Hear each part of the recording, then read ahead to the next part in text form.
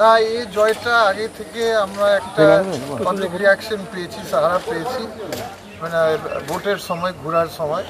তারপরে ভোটের পরেও হাজার হাজার মানুষ আমরা মিশেছি, আবার ওই একই রিয়াকশন, আবার একই সারা। লোক বলছে যে দেখুন কংগ্রেস এবার জিতছেন, এবার আপনারা জিতে গেছেন, নিশ্চিন্তে থাকুন। তো ওরকম আমরা ধরছি যতক্ষণ আমাদের ভিতরে কাউন্টিং হয়েছে 1 কোটির প্লাস হবে, 1,20,000+ হবে। 2019 সালে দেখা গিয়েছিল সেখানে ব্যবধান অনেক কম ছিল, সেই জায়গায় এইবার অনেকটা বেড়ে গেছে। কি কারণে, কি মনে করছেন?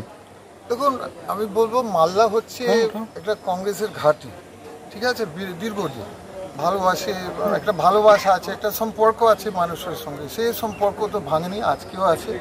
মানুষের ভরসা আছে আমাদের সঙ্গে যে আমরা কাজ করব উন্নয়নের জন্য এবং শান্তির জন্য। মানুষ আমাদেরকে, কংগ্রেস পার্টিকে ভোট দেয়।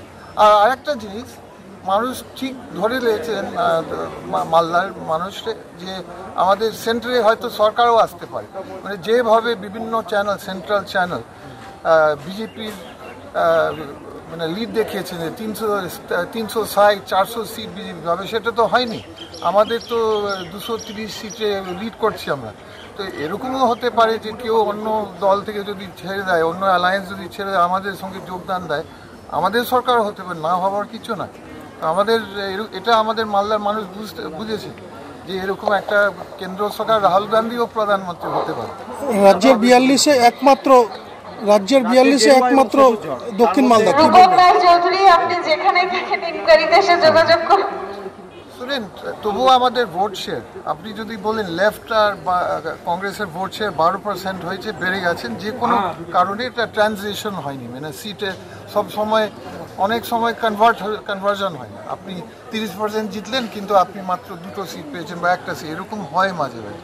তবু এর বিষয় নিয়ে অবশ্যই আমরা বসবো, মিটিং করবো, আমাদের কংগ্রেস পিসিসি, মানে আমাদের এখানে বাংলাতে বসা হবে, সেন্টারে বসা, এরকম কেন হলো এটা তো আমরা আলোচনা করব। আপনি তো পার্লামেন্টে যাবেন, কি ইস্যু থাকবে, কি বলবেন মালদার জন্য? বিভিন্ন ইস্যু আছে, দেখো উন্নয়নের সাইড আপনারাও জানেন, আমিও জানি, বিভিন্ন বড় বড় ইস্যু হচ্ছে। আমাদের গঙ্গা ভাঙন, আমাদের শ্রমিকদের বিষয়ে, আমাদের অনেক সময় বাইরে যাই কাজ করতে, আমাদের বিষয় আছে পানি জল।